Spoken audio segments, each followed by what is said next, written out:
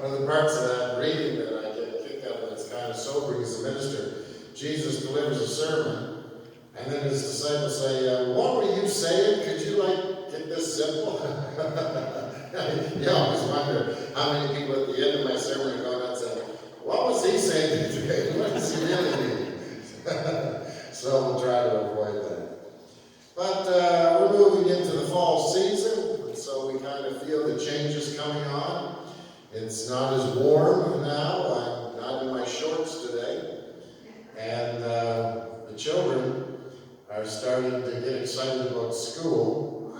Have any of you done some trips with your grandkids looking for crayons and pencils and all that kind of stuff? It's an exciting time. And with excitement is nervousness too, right? Those things are often mixed together. And it's amazing how fast change can come. Last week, our cat Boo was his normal self. Boo's been with us for 20 years. Our children have never known life without Boo. And then he mixed it up with a skunk again. That's Boo's fatal flaw. She's always wanted to mix it up with skunks. And the last time she got into it in a big way was about a year ago, and she was pretty pumped after that, but she kind of regained her strength. But this time she just lay there breathing hard, and we took her to the vet, and the vet said she's got heart issues, and I don't think she's going to recover from this one. And so it was a tearful night, Thursday night, when we put her to sleep and had a funeral for her Friday morning in the backyard. And so there's been a lot of tears around the Browning house. And it just kind of came so suddenly. And sometimes change does come suddenly. And it takes us a while to catch up. And, but as we were having the funeral service, being a minister, you got to have a proper funeral service for these things. And I got the boys to dig a nice deep hole, to get their energies out.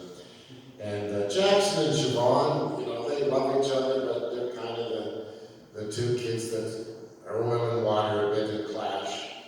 But as we were doing our final thoughts and remembrance, I saw Jackson and Siobhan holding hands, which is a rare thing. But it goes to the heart of what Jesus is talking about. With true spirituality and religion, by whatever name you want to give it, it comes down to the heart. The heart of the matter is always the matter of the heart.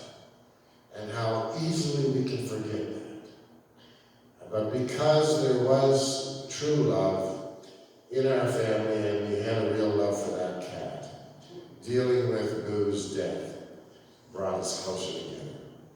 It was a matter of the heart. And if the heart wasn't there, we could have had an elaborate service, but it wouldn't have meant anything or done anything. So change can be sudden, it can be exciting. Speaking of change, Nathan, you got some exciting changes, eh? You're engaged now. I just see an added level of maturity looking at you. And I did a wedding yesterday, and they were a sweet couple. And the father of the groom said, I've just never seen my boy smitten like this. And it's a wonderful thing to be smitten.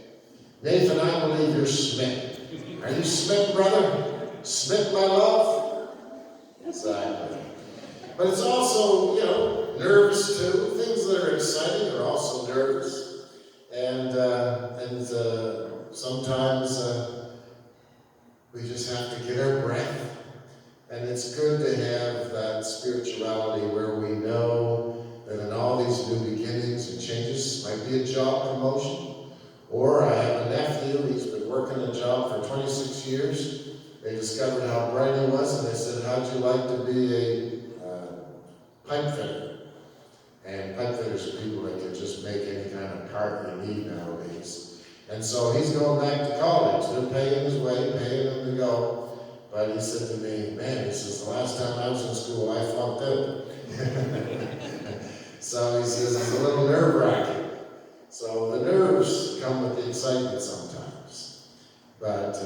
but he'll do fine because he's got a good heart and he's learned a good work ethic. He was like me in high school, just not paying attention.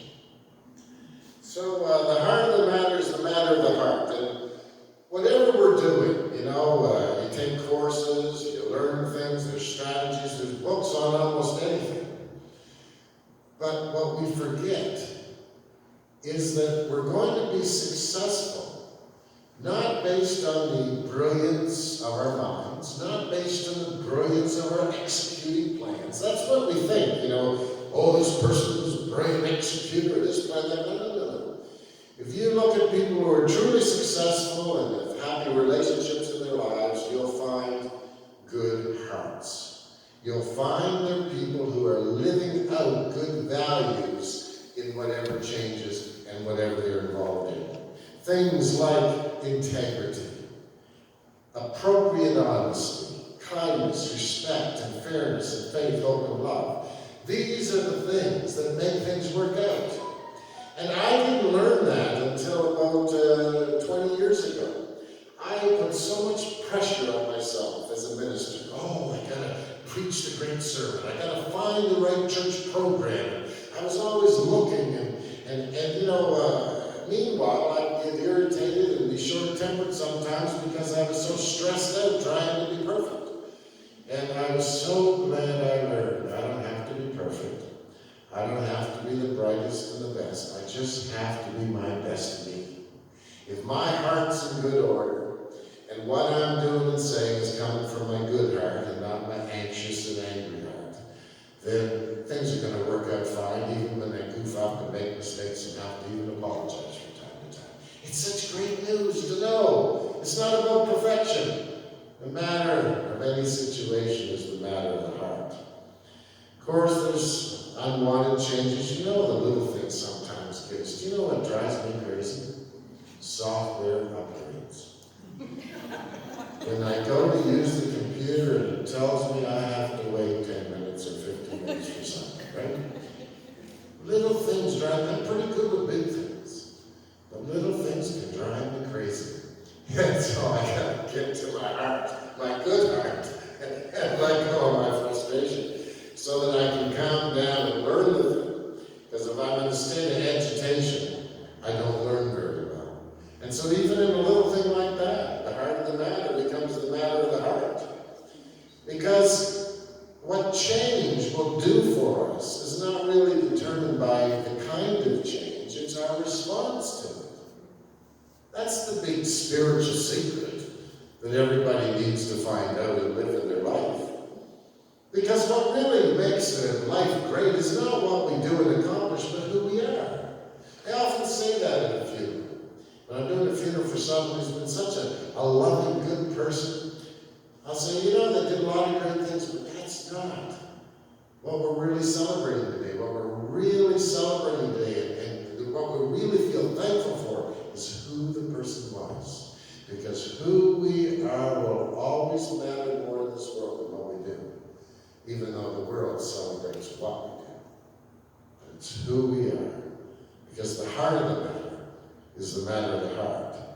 And so Jesus in our story today, he's criticized. His disciples haven't followed the proper prayer rituals in washing their hands. And isn't that the problem with religion? Honest to goodness, this story sums up the problem with religion. We give it any name. Muslims, Christians, Jews, any other. You got people with these rules and doctrines, and all they care about is that you follow these rules and doctrine. They don't care about the issues of the heart. And Jesus says, look, it's not the things we do. It's not what we take into our bodies. It's not our rituals that determine life. It's what comes out of our hearts. And he says, you follow all these rules, you're unclean. In the Christian world, it's lost. Right? We're big saved and lost. And if you haven't said the sinner's prayer, or you don't believe this, or you don't do this doctrine, you're lost. Same foolishness. It drives Jesus just as crazy as his own leaders did back then. It's not about saved and lost. We're all a bit saved, we're all a bit lost. It's about how's our heart doing. And when his disciples said, listen, we didn't get what you were saying, that was just a little while for us, that all these rules we've been taught matter so much are secondary. He says, well, I'll tell you what it's about. He said, it's about what are you doing out of your heart? Are you honest? Do you have integrity? Or are you being mean? Are you being nasty? Are you betraying trust? That's the heart of the matter. The matter of the heart. We might call Jesus a libertarian. Libertarians say you can do anything you want as long as it doesn't harm people. But actually, that wasn't Jesus. Jesus was I'll call him a positive libertarian. What Jesus said is you can do anything you want as long as it helps somebody. I love what Paul said, whatever is true, whatever is pure, whatever is excellent, think on these things. Another passage in the Bible I love is if it's good, there can be no rules against this. Whatever's good, whatever's helpful to you and others and to the land and to the environment, go for it. And if people got problems with it, it's their problem. The golden rule, all the religions of the world have a version of the golden rule. But you know what? Except for Christianity, all the other religions have the negative version. Don't do to other people what you wouldn't want done to you. And that's cool. But what's the Jesus version? Do unto others what you would have people do to you. Isn't that cool? So you see, I'm all excited about that. We can do anything we want as long as we're being helpful. I love that. There can be no law against that. That's what it's all about. Because in every situation, it's just an excuse to find out a way to be kind, to find a way to be respectful, to find a way to be fair. Because the heart of the matter is the matter of the heart. I grew up with the rule religion. Everything was wrong. We were like in a cult, so it was like even worse. And I grew up in moral anarchy. I mean, if you get strapped for everything, then nothing's wrong, because you can get strapped anyway. So like I'd get strapped for going to a movie. I'd get strapped if they heard me listening to rock music on the radio. And of course, you get strapped for stealing. So you may as well steal, listen to rock music, and go to the movie, because you're going to get strapped anyway, right? Seriously, it's moral anarchy. And thankfully, I discovered a church that helped me figure out that the heart of the matter is the matter of the heart. But we get on about all these rules, smoking weed and drinking. If you can do that and it makes you be a better person and more helpful, knock yourself out. But if you're smoking or drinking or whatever you're doing and it takes less of your good self, it shrinks your good heart, then you better change. And you better get into recovery and recover that good heart. And here's something I see all the time. People can live together in anger and being distant to one another and with inner pain about the relationship and think it's all right. People who have made vows to love each other can live and be nasty to each other and think it's all right because they've got their complaints about the partner. They think they're moral because they're not sleeping around. But biblically speaking, they're committing adultery. Because adultery doesn't have to do with who you're sleeping with. Do you remember in Bible times how the guys could have multiple wives? That wasn't adultery. Adultery is breaking your wedding vows. Adultery is breaking your covenant. And so if you've made a covenant to be kind and loving to one another, and you're not living it out, you're an adulterer. So you may as well sleep around anyway, because it's all a farce. On the other hand, there are some people today who are loving marriages that include the option of having some sexuality with somebody else. So we've always got to get to the heart of the matter, because it's so easy to just look at the rules, and then that's a cover. Jesus said that. The rules are a cover. They cover up what's really going on. Because the heart of the matter is the matter of the heart. Sometimes it takes some time for the change to come. For example, the change of forgiveness. At this wedding, I was talking to the bride's grandmother. And she was talking about her brother married this woman, and the woman was very mean to him. And for about 25 years until her brother died, and she was so angry at that woman, so angry. And it just, she could never forgive and let it go. And then she hadn't seen the woman in 15 years, and they ran into each other, and something just sparked in her to invite her for coffee. And she discovered that this woman had completely changed. And they had this amazing conversation together, and she says, I just feel like part of my heart is unblocked. Isn't that beautiful? But sometimes it takes a while to get some of the blockage in our heart unblocked. Of course, the final change we face is the challenge of death. And people have been asking me why I'm wearing this today. I had a very profound experience yesterday.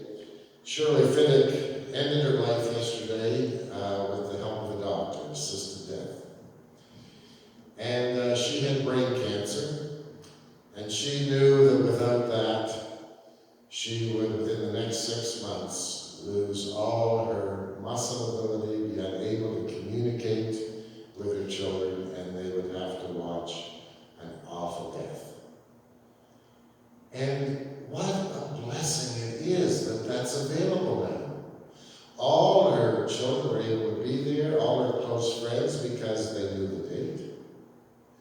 And she was, perfectly with it and cognitive and able to speak as she was a couple of days ago when I visited her, and at peace. And she had us all wear these in celebration of her journey to new life.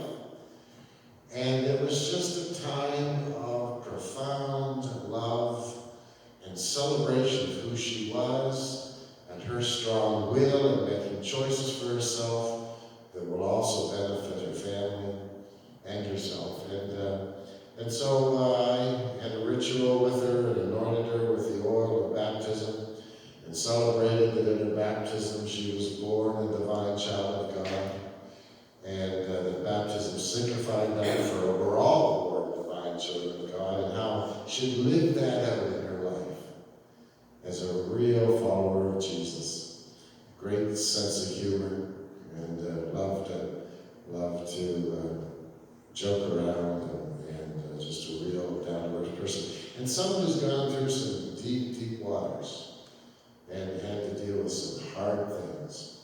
And so we celebrated her life together, with her aware and with the folks there all holding hands, about 25, 30 of us, along with the doctor.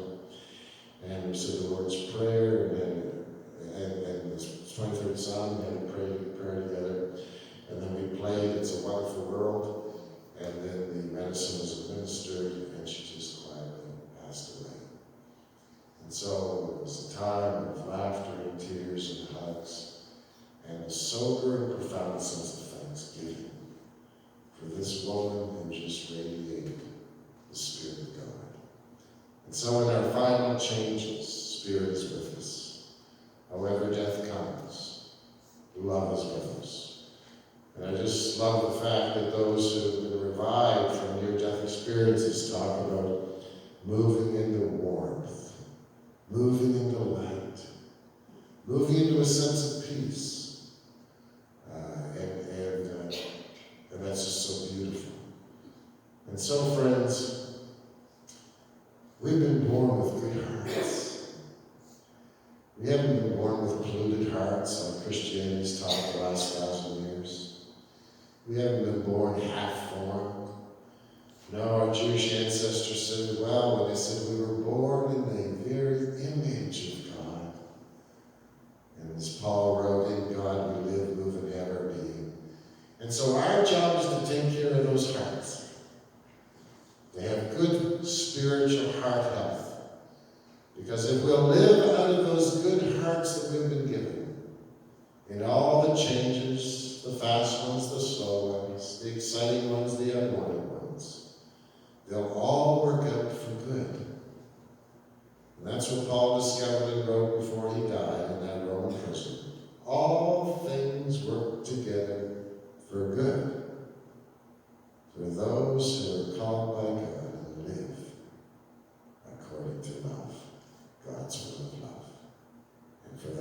we say, thanks be